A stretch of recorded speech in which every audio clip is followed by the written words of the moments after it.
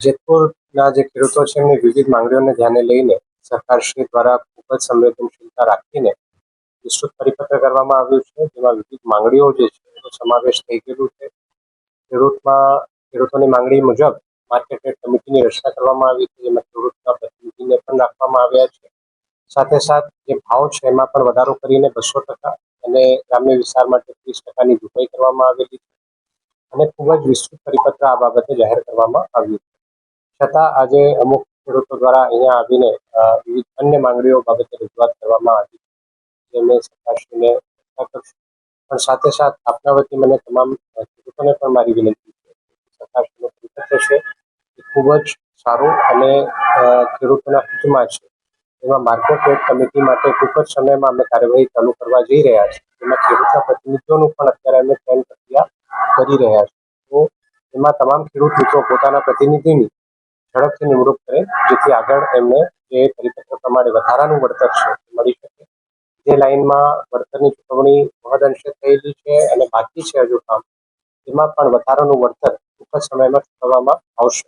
જેથી તમામ ખેડૂતોને પણ મારો આગ્રહ અને વિનંતી છે કે આપણે આવો અને માર્કેટ યાર્ડ કમિટીનો ભાગ બનો, જેથી આપણે વધારાનું વળતરની ચૂકવણી થઈ શકે. કહ્યું કે માર્કેટ યાર્ડ કમિટીની રચના કરવામાં આવેલી છે, જેમાં 3 લોકો છે. જેમાં સરકારશ્રી અર્થાત અમારું જે વેલ્યુઅર છે એ રહેશે, એ ટ્રાન્સમિશન કંપની છે એમના એક વેલ્યુઅર રહેશે અને જે ખેડૂત મિત્રો છે એમના તરફથી જે પ્રતિનિધિ છે એ જે પણ વેલ્યુઅરની નિમણૂક કરે એ 3 લોકો હશે. 3 દ્વારા ભાવો ગામમાં જઈને ખરેખર જે ભાવ છે PLVCની જેમ નહીં, પરંતુ જે એકચ્યુઅલ ભાવ છે એની ચકાસણી કરવામાં આવશે અને એ 3 જ્યારે MRCમાં રજૂ થશે તો સરકારશ્રીના GR પ્રમાણે પછી એમાંથી યોગ્ય ભાવ નક્કી કરીને આગળની કાર્યવાહી કરવામાં. એમાં સરકારશ્રીના GR પ્રમાણે 3 વેલ્યુઅર જે છે એ આવશ્યક છે અને 3 વેલ્યુઅરના ભાવ પંચકવરમાં આવ્યા બાદ આગળની કાર્યવાહી પરિપત્ર પ્રમાણે કરવામાં.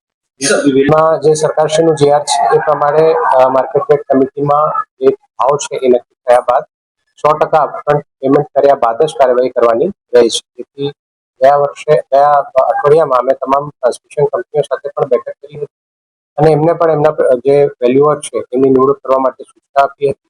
એમની વેલ્યુઅરની નિમણૂક થાય, સરકારશ્રીના વેલ્યુઅરની નિમણૂક થાય અને ખેડૂતોના વેલ્યુઅરની નિમણૂક થાય.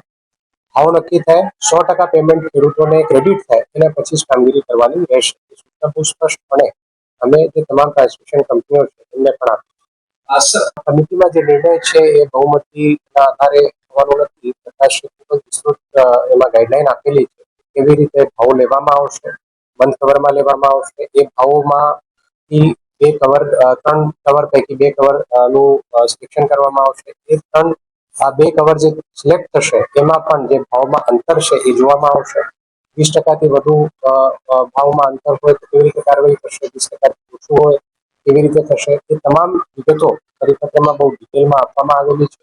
જેનો અર્થ છે કે આમાં જે સમિતિની કોમ્પોઝિશન છે એનાથી બહુ ફેર પડવાનો નથી. જે 3 ભાવ સબમિટ કરવામાં આવશે એના આધારે કાર્યવાહી કરવામાં આવશે.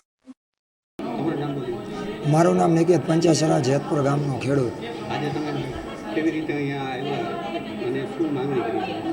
આજે અમે કલેક્ટર સાહેબને જોયા, પરિપત્ર ખેડૂત માટે બનાવવામાં આવ્યું છે તે માન્ય નથી.